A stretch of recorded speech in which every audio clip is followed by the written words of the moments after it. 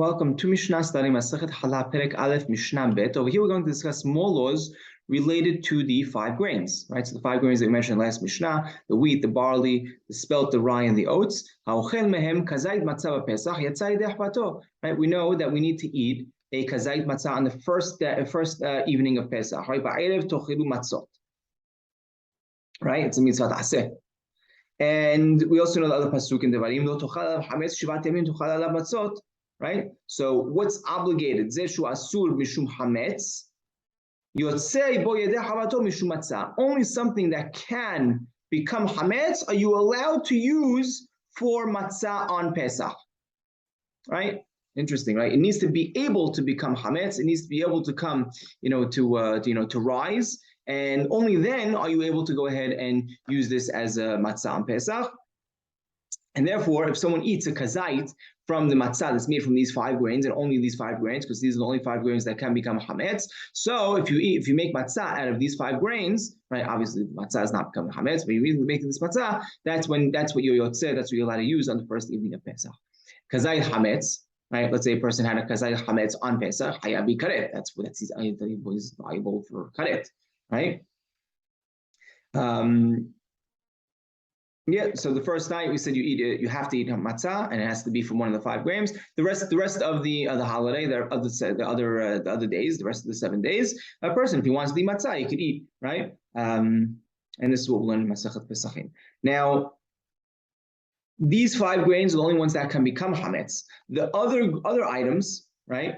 Let's say rice or other legumes or anything else, right? If it's not these 5 grains, they can't become hametz. Right? They don't rise, and if they if anything happens to them, they just get like moldy, rotten. It's not considered hametz. So this is what the Gemara says in Pesachim: Yatsu orez v'dohan upragin v'shum shemin. Right? All these other items aren't included. Rice is not considered. Right? You can't make matzah out of rice, and also rice can't become hametz. Right? Similarly, millet or piragin is poppy seeds or sesame seeds, right? They can't become hametz, but they just rot. They rot away. Now, let's say one of them got mixes up with something else. Let's say you have some wheat flour. They got mixed up with something else, with rice flour, right? And water got mixed in together.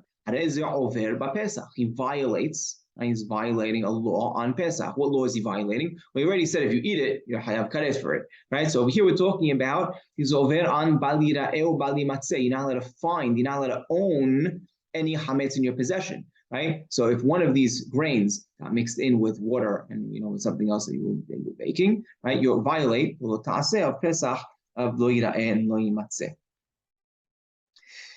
Now, the Mishnah continues, right?